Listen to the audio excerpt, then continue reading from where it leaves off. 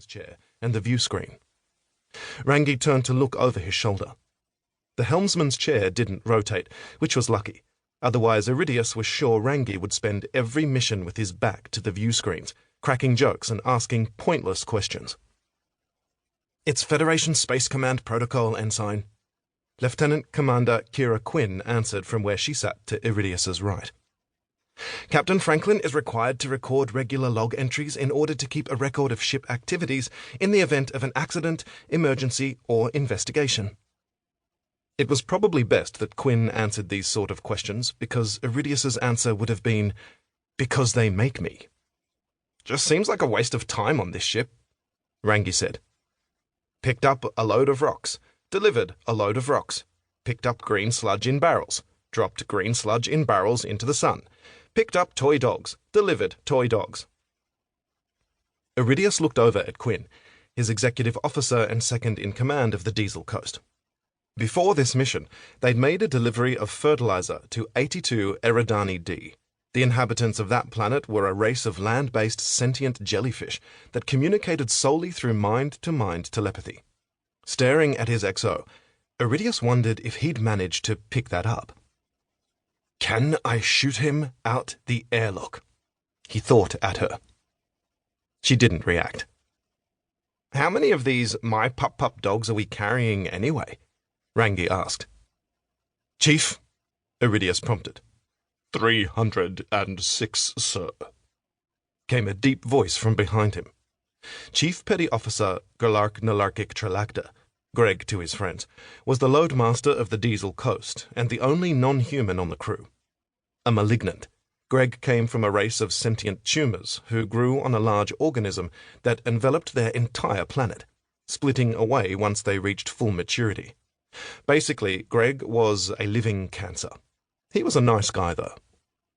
"Do they all have the same name?" Ensign Rangi asked. "What?" Iridius said. "The dogs. They're basically all the same dog, aren't they? Do they all come out of the box with the same name? Are they all called Rex or something? Does it matter? I just think it'll get confusing if suddenly hundreds of kids in the colony all have artificially intelligent dogs that look the same and answer to the same name." Iridius shook his head. "Sometimes I think your intelligence is artificial, Ensign. What's our ETA?" "We'll be shutting down the BAMF in 32 minutes, Captain." "Excellent."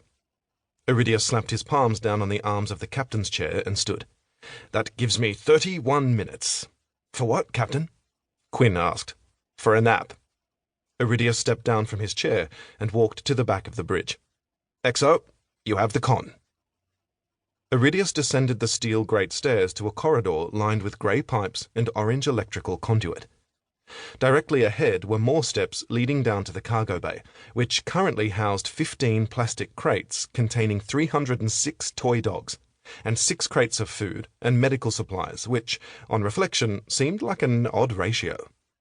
Iridius turned left and walked to the door marked Captain's Cabin. He pressed the panel beside the door. The computer analyzed his biometrics to verify his identity. Then the door opened, and Iridius stepped inside. He dropped onto his bed, but before the mattress had stopped its rhythmic bouncing, the computer pinged at him. Ping. "Good afternoon, Captain Franklin. You have one new notification.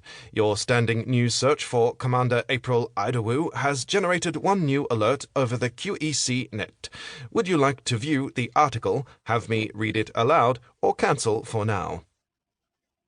It wouldn't be accurate to say that April Idawu was the one that got away. That would imply they had some intention of staying together. Iridius and April had spent 3 years in a relationship during their time at the Academy, almost 10 years ago now, having both been fast-tracked into the command stream of training. Unfortunately, their relationship had ended with their opinions of each other unchanged from when they'd first met. April considered Iridius a lazy, often drunk, unambitious waste of talent, and Iridius considered April a pompous, perfectionist know-it-all.